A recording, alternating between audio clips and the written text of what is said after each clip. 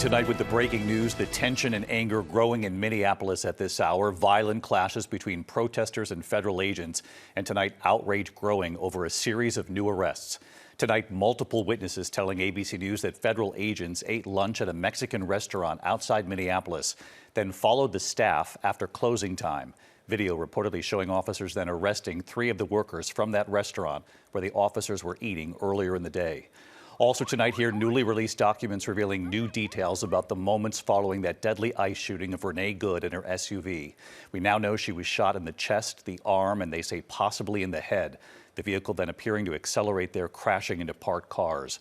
And just in tonight, news coming in that the Justice Department is now investigating Minnesota Governor Tim Walz and Minneapolis Mayor Jacob Frey.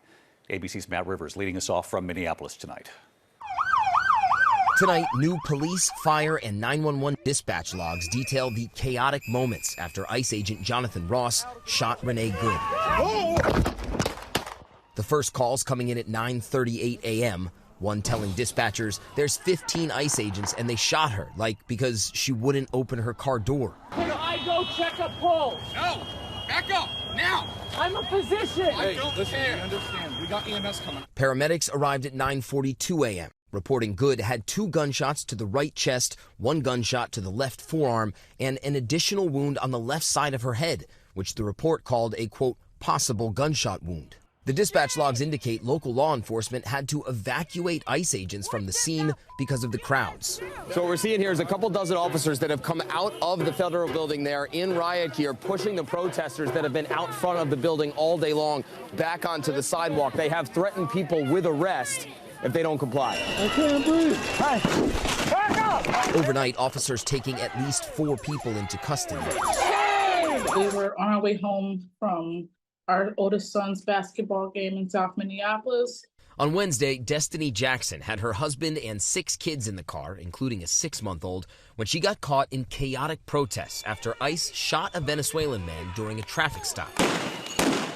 And then one of them or 2 of them stopped at my car and was just like, get the F out of here. And I'm like, we're trying, but in that instance, I'm like, don't you put your foot on that gas, because I'd be damned if they try to shoot us like Renee by saying that we hit them with our car. Immediately, once they got behind our car, they rolled tear gas under it.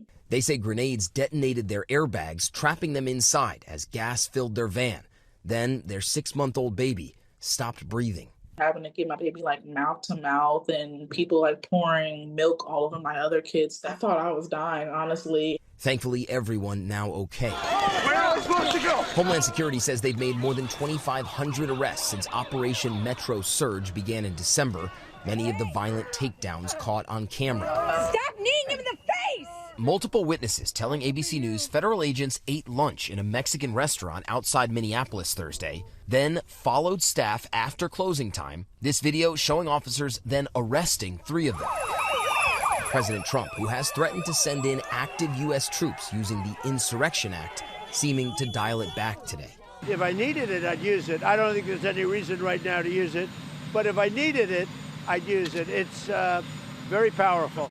And David, tonight, multiple sources telling ABC News that a federal investigation has now been opened into Minneapolis Mayor Jacob Frey and Minnesota Governor Tim Walz, looking into whether they may have obstructed law enforcement activity here in the state. And David, just moments ago, the governor of Minnesota, Tim Walz, responding, saying in part, weaponizing the justice system and threatening political opponents is a dangerous authoritarian tactic. David. We can see the protesters gathering there again tonight behind you. Matt Rivers leading us off. Thank you, Matt.